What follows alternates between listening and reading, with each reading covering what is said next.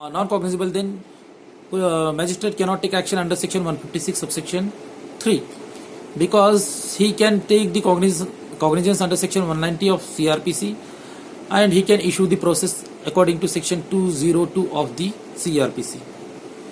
Like in case of defamation under section 499 and 500 of IPC, like in case of threatening under section 506 of IPC, like in case of bigamy 494, all three offences are of non-cognizable. In that case, no FIR can be registered.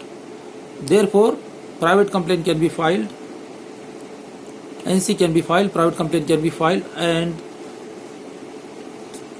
action can be taken by the Honorable Magistrate under section 202 along with section 190 of CRPC. Now, taking cognizance means what? That is also important, because under section 190 of the CRPC, magistrate can take cognizance suo moto, number one. Number two, he can take cognizance upon the police report. Yes, obviously.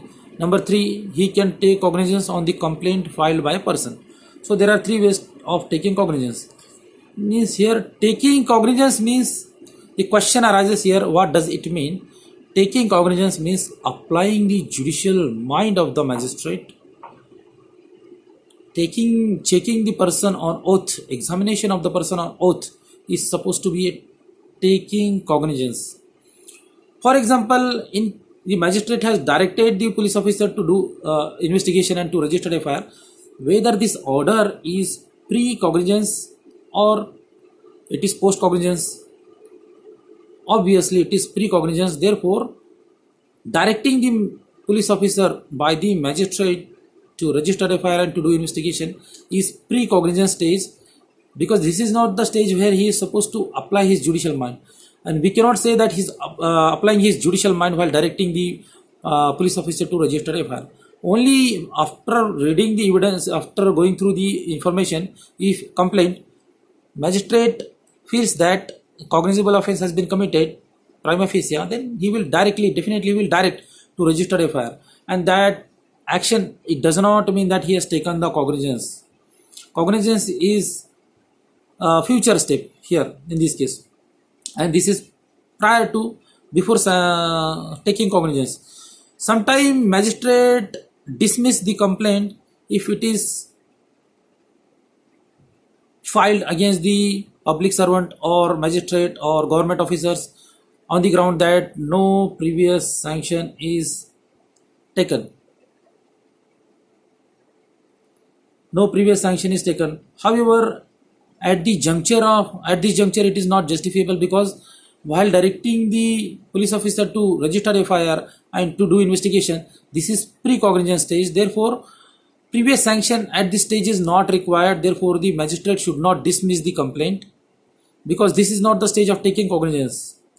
So, to file a case, to prosecute judges or public servant, etc., definitely sanction is required to be obtained under section 197 of the CRPC, and unless and until such a sanction is taken by the person who is likely to prosecute, the magistrate cannot take cognizance. However, this protective umbrella is given to the public servant or magistrate for the official work, for their official work, while discharging their official duties or work. If they commit something, then they will get the protection. The alleged act will get the protection under section 197 of CRPC. However, for example, a magistrate has passed some order, then passing of the order is work of the magistrate. Therefore, no private complaint can be filed against him that he has passed the wrong order or intentionally, willfully, etc. Even if party goes to file a private complaint against the magistrate, in such a cases, the previous sanction is required to be obtained from the competent authority, because passing of the order is it is the work of the magistrate. However, in certain cases, like a public officer does some activity which is not connected or which has got no nexus with the duties, then in such a cases sanction is not required. For example, any officer has committed bribery or offense of cheating or offense of forgery or outraging the modesty of lady or any offense involving moral turpitude. In that case, no sanction is required to be obtained to prosecute such a person, because doing cheating or forgery is not his work. He is not appointed for that. Therefore, there is big difference between his nature of work and the alleged act, etc. Because there has to be nexus so that he will get the protection. In such cases, he will not get the protection, and police can register FIR. He can be directly arrested, and magistrate can take cognizance if any public servant has committed offense which is not coming within his official duty or capacity, etc., like bribery, forgery, etc., for which he will not get the protection. Now, sometime party person who wishes to file the complaint against the public servant or magistrate, he has to obtain the sanction, provided that the alleged act is part of his official duty. In that case, he will apply to higher authorities. Then in case he applies to the higher authority to get the sanction, then there are three possibilities. Number one, the senior officer will grant him sanction. If he grants him sanction, then the way of the complainant is free. Then he can go, because he has got the green signal. He, based on the sanction of the concerned senior officer, he can magistrate can take the cognizance. Second, if the concerned officer has not given sanction in the written form, he has communicated, then the person cannot file the case, or magistrate cannot take cognizance. Now, third possibility is that, which is very much important: such application is in abeyance, and the authority to whom it is preferred does not decide the application, and he kept it in abeyance. Then what shall be presumed? That from the date of filing such a application to get the sanction, if the state authority does not decide the application within the span of 3 months from the date of receipt of such an application for seeking sanction, then it shall be deemed that the officer has accorded its permission or sanction. He has given the green sanction. That is called deemed sanction. And the Honorable Supreme Court of India in Subramaniam Swamy versus Manmohan Singh, same thing has reiterated that what is deemed sanction, if the authority to whom the application is made, he has not decided within 3 months, he has not communicated any order, application is kept in abeyance, then it shall be deemed that the officer has granted permission. And the government of Maharashtra has also done the amendment to section 197 of the CRPC, because CRPC, this subject is falling within the list of, that is concurrent list, wherein the central government as well as state government can make the amendment. State legislature or parliament can make the amendments, because this subject is falling in the concurrent list.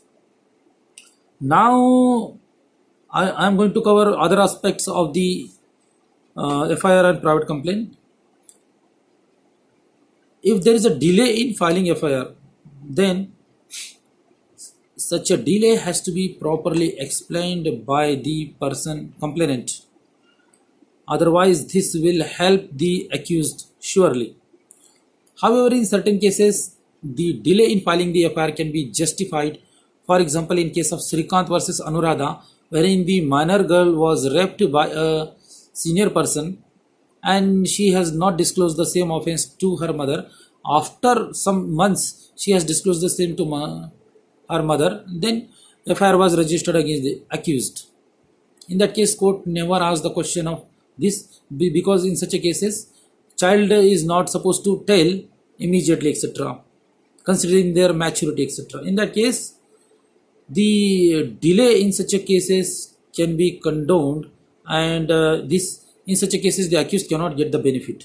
So delay in FIR many times were condoned and justified. However, sometimes delay in FIR will result in giving the benefit to the accused only, because the complainant may have afterthought or concocted story, etc. Sometime another point, some offences are under Scheduled Caste and Scheduled Tribe Act atrocities cases. that cases cannot be handled by the magistrate. This can be handled by only special judge, that is sessions court only. Though it is private complaint, but it need to be uh, handled, or it need to be proceeded by only sessions court and not by the JMFC or JMFC second class.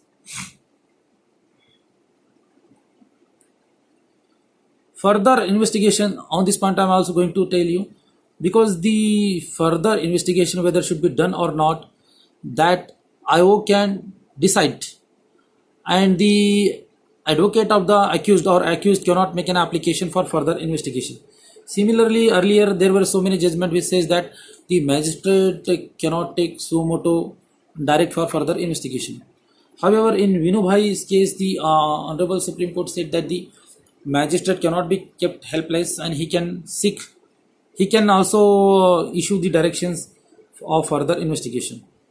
Similarly, magistrate can give directions to the police officer to do a proper investigation, and magistrate has authority to monitor the investigation whether it is done being done fairly, impartially, etc. or not. However, the Honorable High Court has got the power upon the petition is filed by the party to change the IO, etc., and the investigation can be handed over to the CBI or state agencies, etc., provided that the investigation is not being carried out in fair way, independent way, impartial way. If that is established, then obviously the Honorable High Court can direct. However, the magistrate cannot dictate the manner of investigation, because investigation is the zone or criteria of the zone or area of the executive only, police officer, wherein the magistrate has no authority. He cannot dictate the manner in which it should be done, and he cannot stop the investigation also. However, he can only monitor and he can direct for proper investigation to be done. Now, just I'm recollecting whether any point is forgotten or anything is to be explained here. Hopefully, I have covered all the things or many things related to FIR and section 156 subsection 3 of CRPC. Thanks to hear me.